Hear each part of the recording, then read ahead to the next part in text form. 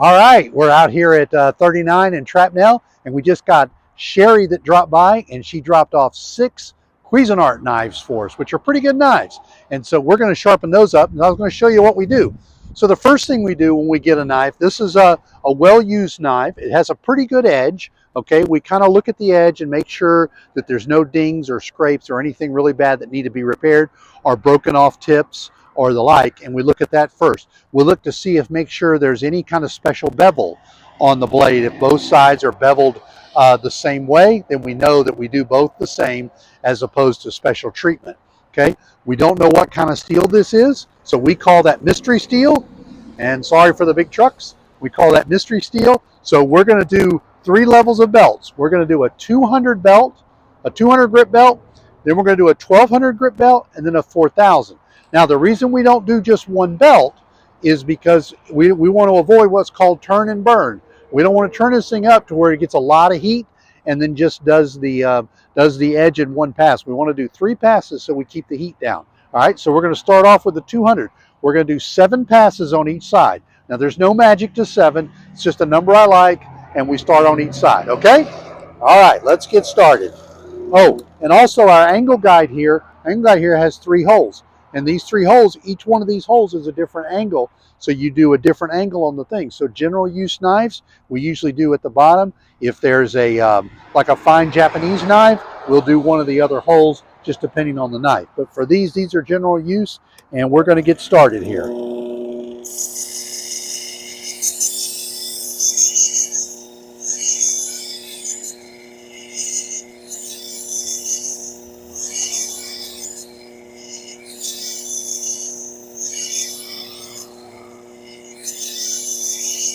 Okay, so that's 7. Now we're going to flip it over, and we're going to do 7. Then we're going to look at our edge.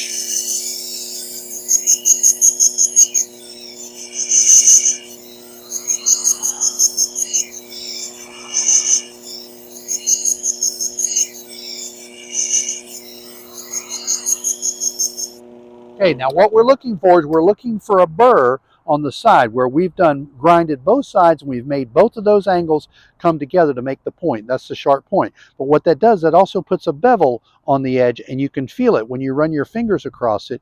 You can feel that edge. Now, if we had a high power microscope, you could probably see it, but I know that we've reached what's called apex because that burr is there. So now what we're going to do, so we don't build up a lot of heat, we're going to go to the next size belt. Okay, and so we've got the next size belt here. Emma has all these lined up for us, and Emma's here with us. She's doing the camera work, so thank you, Emma. We usually double team this, and now we're going to do a 1200. We're going to do the same thing. We're going to do 7 passes on each side, so this is a little bit smoother than the last time.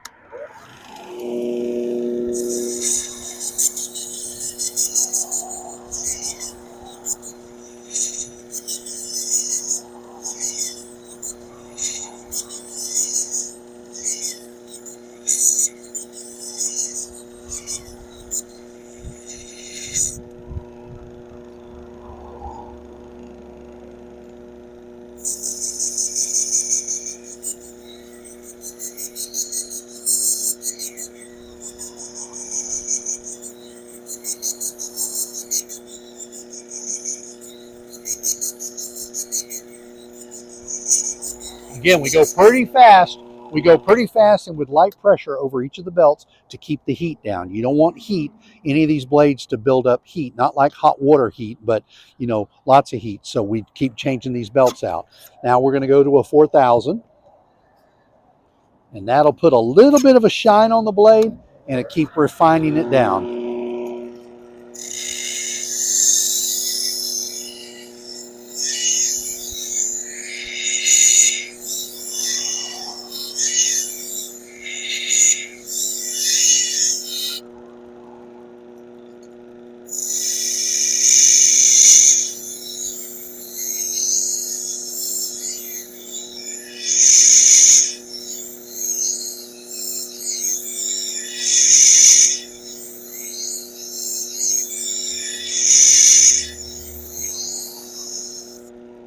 Okay.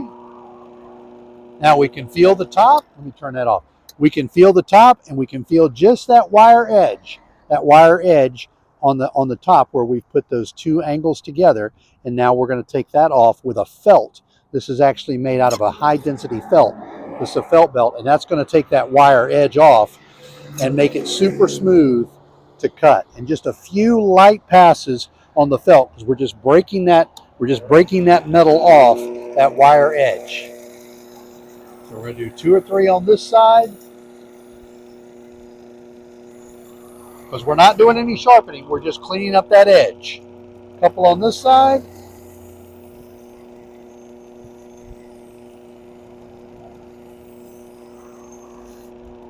Now we're going to lightly feel it again, and it is super, super smooth.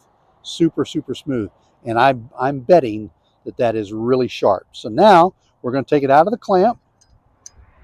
We're going to get a fresh piece of paper here. And this is just old regular bond paper, probably an old bill that I'm going to chop up, and we're going to slice. That is a sharp knife. That is a sharp knife. Cuts it right away. So now that's good. Now, the next, we're done with that. We're satisfied with that. We're going to take a little solution of alcohol and water, and we're going to spray it on the top. Okay. And then we're going to take our rag and clean that off. That cleans any of the dust off. That's because we actually did grind some metal. Okay, we want to get that metal off of there, the dust, and just clean that up. And if there's any spots, if this was a chrome finish knife or a stainless steel knife, we might use a little bit of polish to get, marks off or anything like that. This one doesn't need this because they're kind of colored knives. That knife is ready to go to carve anything that you need in the kitchen. If it doesn't have a sheath, we'll put it back in a sheath for the user, and that one is ready to go. So come on down and see us anytime we're a mobile shop. There's not a lot to it, but it's more than just a grinder over one of these metal things. We take time with your knives. We'd love to get them sharp for you. Thank you, Emma, for your help today. It's a beautiful day today. And come see us at SamSharp Sharpening Service. Have a good day.